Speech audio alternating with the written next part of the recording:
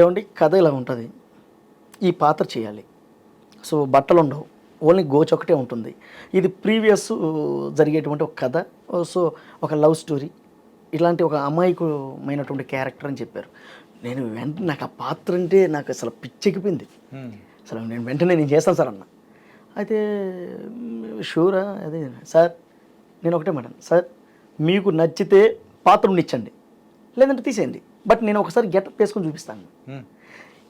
ఇదంతా గీసుకొని మొత్తం చేసి చిన్న గోసి పెట్టుకొని అటు నిలబడ్డా. అసలు షాక్, బా కరెక్ట్ దొరికారా మనకి అని చెప్పి డైరెక్టర్ గారు ప్రొడ్యూసర్ గారు ఇద్దరు అసలు వెంటనే సెలెక్ట్ చేసేసి ఒక చిన్న అమౌంట్ ఇచ్చి నాకు చేస్తే దగ్గర 40 రోజులు రోజు గీయించేవాడిని. ఇదంతా ఎంత కష్టపడ్డాను. రీసెంట్గా ఎవరో ఆ వీడియో కూడా థియేటర్లో తీసి ఇన్స్టాలో పెడితే అది వైరల్గా మారిపోయింది.